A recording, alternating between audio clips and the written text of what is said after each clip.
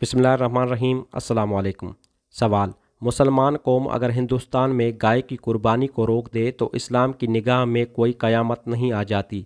خصوصاً جبکہ اس فعل میں نفع کم اور نقصان زیادہ ہے؟ پھر کیوں نہ ایک ہمسایہ قوم کا اتحاد حاصل کرنے کے لیے رعایت سے کام لیا جائے؟ اکبر اعظم، جہانگیر، شاہ جہاں اور موجودہ نظام حیدرآباد نے عملی مثالیں اس سلسلے میں قائم کی ہیں۔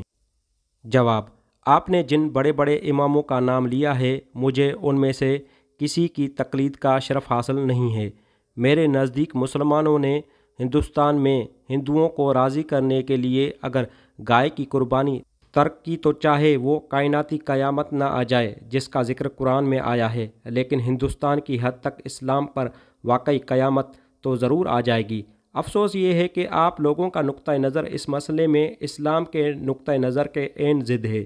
آپ کے نزدیک اہمیت صرف اس امر کی ہے کہ کسی طرح دو قوموں کے درمیان اختلاف و نزاع کے اسباب دور ہو جائیں، لیکن اسلام کے نزدیک اصل اہمیت یہ امر رکھتا ہے کہ توحید کا عقیدہ اختیار کرنے والوں کو شرک کے ہر ممکن خطرے سے بچایا جائے۔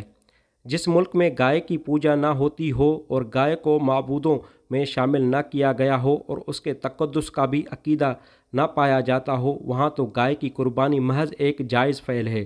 جس کو اگر نہ کیا جائے تو کوئی مذائقہ نہیں ہے، لیکن جہاں گائے معبود ہو اور تقدس کا قیام رکھتی ہو وہاں تو گائے کی قربانی کا حکم ہے، جیسا کہ بنی اسرائیل کو حکم دیا گیا تھا۔ اگر ایسے ملک میں کچھ مدت تک مسلمان مصلحتاً گائے کی قربانی ترک کر دیں اور گائے کا گوشت بھی نہ کھائیں تو یہ یقینی خطرہ ہے کہ آگے چل کر اپنی ہمسایہ قوموں کے گاؤ پرستانہ عقائد سے وہ متاثر ہو جائیں گے اور گائے کے تقدس کا اثر ان کے قلوب میں اسی طرح بیٹھ جائے گا جس طرح مصر کے گاؤ پرست آبادی میں رہتے ہوئے بنی اسرائیل کا حال ہوا تھا۔ پھر اس ماحول میں جو ہندو اسلام قبول کریں گے وہ چاہے اسلام کے اور دوسرے عقائد قبول کر لیں، لیکن گائے کی تقدس ان کے اندر بدستور موجود رہے گی۔ اسی لیے ہندوستان میں گائے کی قربانی کو میں واجب سمجھتا ہوں، اور اس کے ساتھ میرے نزدیک کسی نو مسلم ہندو کا اسلام اس وقت تک معتبر نہیں ہے جب تک وہ کم از کم ایک مرتبہ گائے کا گوشت نہ کھا لے۔ اسی کی طرف وہ حدیث اشارہ کرتی ہے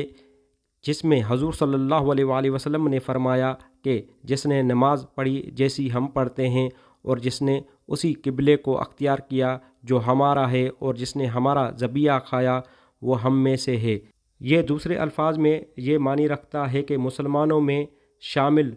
ہونے کے لیے ان اوہام قیود اور بندشوں کا توڑنا بھی ضروری ہے جن کا جاہلیت کی حالت میں کوئی شخص پابند رہا ہو۔